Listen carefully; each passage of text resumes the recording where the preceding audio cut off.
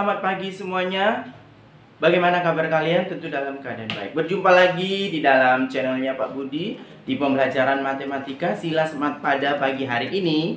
Kita akan menggali dan belajar bagaimana hubungan antara dua sudut. Ini adalah pembelajaran kita di kelas 7. Jadi setelah kita belajar titik, garis, setelah kita belajar sudut, sekarang kita akan belajar bagaimana hubungan antara sudut tersebut, hubungan antara sudut apa saja yang bisa kita pahami, yang bisa kita pelajari di dalam materi yang disebut dengan garis dan sudut tadi. Baik, baiklah semuanya, kita perlihatkan di sini ya.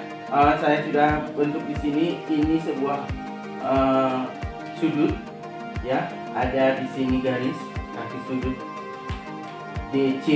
Dan di sini kaki sudut BC, di sini DC, di sini BC, ya, akan membentuk sudut 90 derajat. Ini 90 derajat bisa dikatakan siku-siku ya. Jadi 90 itu dikatakan siku-siku karena menyiku. Jadi kalau misalnya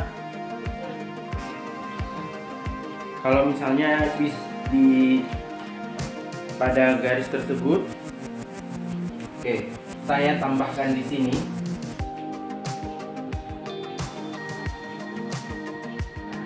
Ini ya.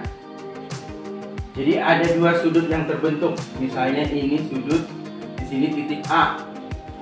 Ya. Maka ini sudut ini disebut dengan sudut DCA. Ini disebut dengan sudut ACB. Ya. Ini sudut DCA, ini sudut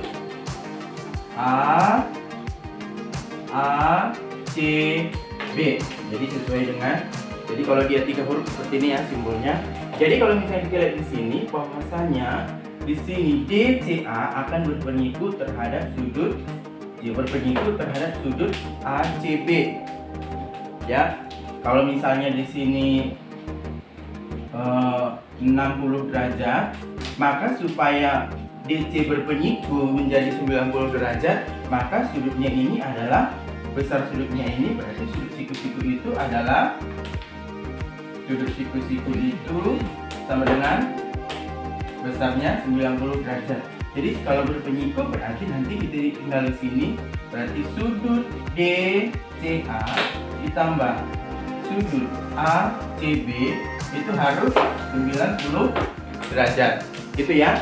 Maka sudut DC-nya 60, maka sudut ACD itu sama dengan,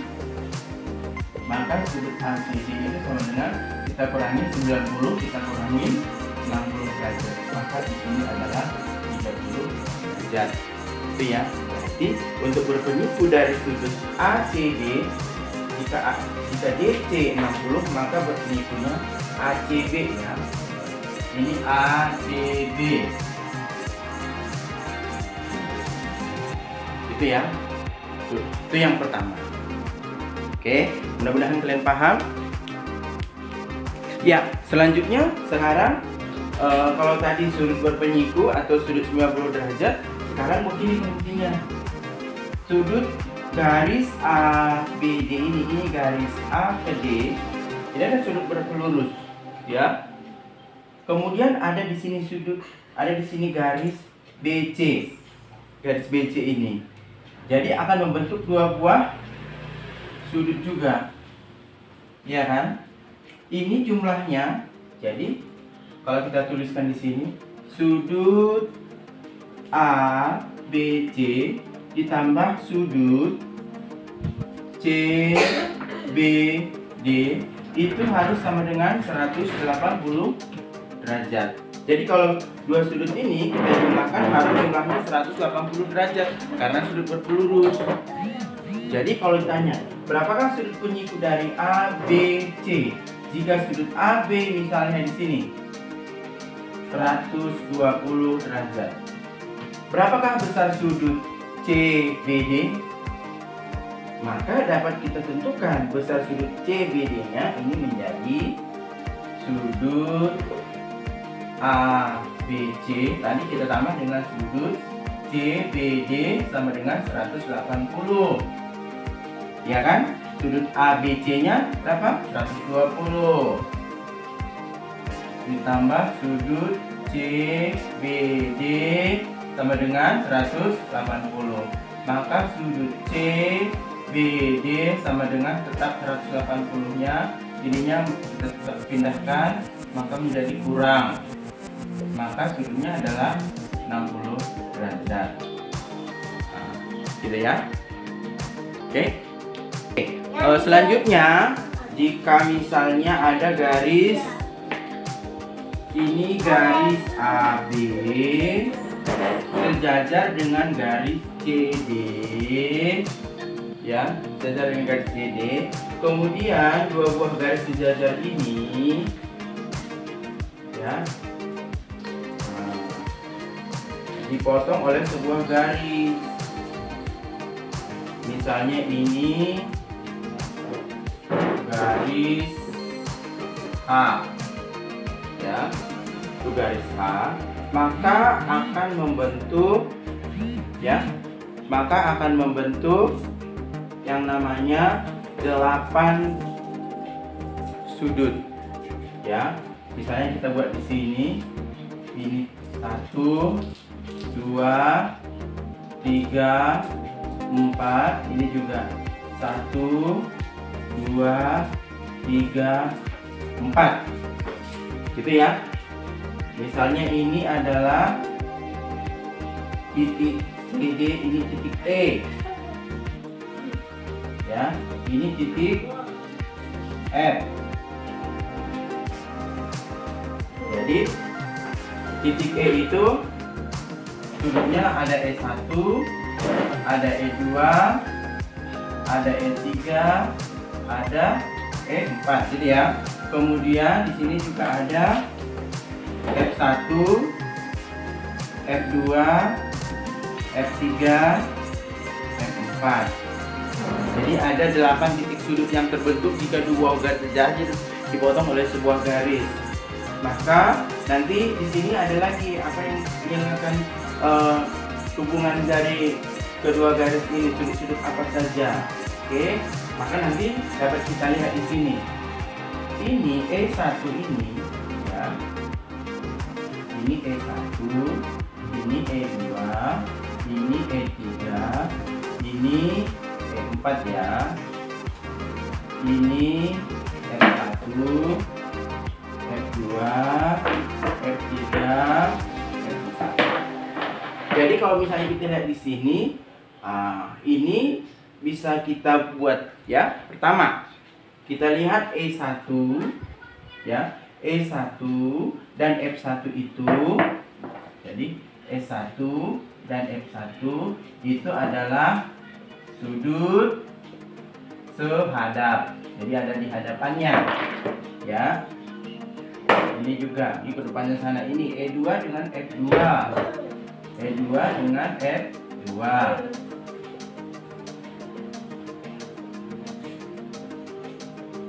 E3 berarti dengan F3, ya, sudut sehadap. E4 dengan F4. Ini semuanya sudut sehadap. Jadi kalau misalnya saya berdiri di sini, berarti sehadapan saya dia berdiri juga di sebelah sana. Pasti arahnya ke depan sana. Itu sehadap, ya. Jadi ada sudut yang sehadap. Kemudian kalau misalnya kita lihat dari sudut E2 kita hubungkan, jadi sudut yang sehadap besar sudutnya sama, ya. Jadi kalau ini 90 maka ini 90. Kalau E4 90 maka E4 juga 90. Itu sama besar sudutnya. E2 dengan F2 sama. Kalau 90 E2 berarti E2 92. Itu sudut sehadap. Gitu ya. Kemudian ada yang namanya sudut, ini sudut sehadap. Kemudian misalnya E1 itu sama dengan E3. E1 bertolak belakang dengan E3. Jadi E1 itu dengan E3 sudut bertolak belakang. Ya, sudut bertolak belakang. Kemudian F1 dan F3 juga. F1 dan F3 juga sudut bertolak belakang. Kemudian E2 dengan E4 juga sudut bertolak belakang. Ya. F2 dengan F4 juga sudutnya yang bertolak belakang. Ya. Jadi F2 itu sama dengan F4. Jadi F1 sama dengan F3. Jadi E1 sama dengan E3. Jadi E2 juga sama dengan E4.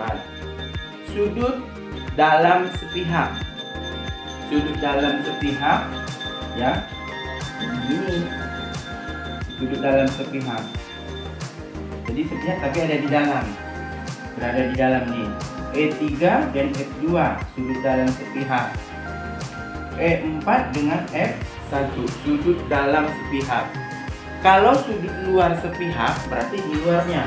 Ini nggak ada di dalam ini. Di sini ini sudut luar sepihak E2 dan F3, E1 dan F4. Jadi sudut dalam sepihak dia nggak sama, tapi kalau dijumlahkan harus 180, ya. Jadi kalau E2 kalau kita tambahkan dengan F3 harus 180 besar sudutnya. Itu ya. Tadi sudah sudut dalam sudah, sudut luar sudah. Kemudian sudut yang berseberangan. Sudut yang berseberangan berarti sudut dalam berseberangan. Jadi mereka berseberangan ya. E1 dan F2. Ya. E2 dan F1. Ya kan? Kemudian F3 dengan ya sudut dalam berseberangan. F3 dan E4. E4 dengan E3 gitu ya. Nah, itu hubungan-hubungannya di dalam jadi dua buah sudut ya. Oke, itu saja. Semoga ini bermanfaat bagi kita semuanya.